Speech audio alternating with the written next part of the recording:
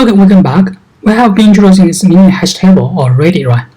And we'll provide you with an example how to define a linear hash table. So in the linear hash table, we have some tricky operations like the bit flip, right? In inputting some keys in the hash tables.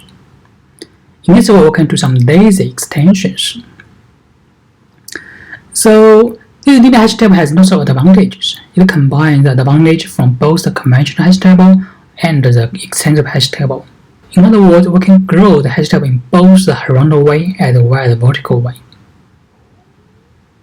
What does this mean? Let's assume if we have a hash table like this on the left-hand side, this part denotes the hash function, it denotes the buckets. If we plan further to insert a new key 1000 into the hash table, how can we do the insertion? So according to the linear hash table, we check the last I bits, right? I equals to 2 right now, we check the last 2 bits of the key. According to the hash function, we have one entry for 00, right? The last 2 bits. We know this key should be put into the first bucket. However, right now this bucket is filled up. We cannot further put this 1000 into it, right? The linear hash table allows us to create an overflow block temporarily. In other words, below it, we can create an overflow block to put the 1000 into it, also temporarily. So for this case, we can grow this bucket in a horizontal way, right, by creating the overflow blocks. It is very similar to the conventional buckets or the conventional hash table we introduced before by using the overflow blocks. We also mentioned that if we create so many overflow blocks, it will reduce the hash tables to the linear list, right? It will be a big problem. Therefore, the linear hash table also provides us with some other options for the extending the hash table in a vertical way as well. We can show you with the example. So in this example, we show you that the linear hash table can grow the hash table size by creating new overflow blocks. In this way, it will allow us to grow this linear hash table one by one, right? By only creating one new block each time. And this allows us to do the extensions in a very efficient way. We don't need to double its size every time, like the extendable hash tables. You can save lots of storage space, also do the extension in a much efficient way.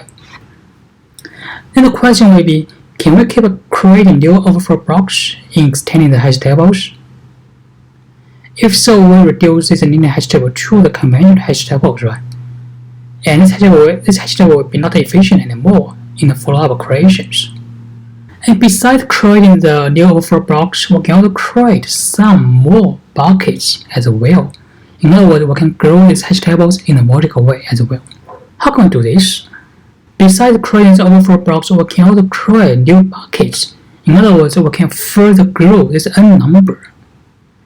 When the average number of the records per block exceeds some threshold, like 80%.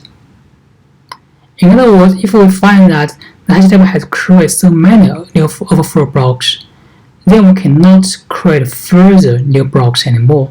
We have to grow the hash table in a vertical way. We can grow it by creating or by increasing the n number in the vertical way, right? By 1. In this way, we allow this hash table to grow in a vertical way. What does this mean? So right now we have a hash table. We only use the first I bits, I equals to 2 bits, and define the hash function. And here right now we only have 3 buckets.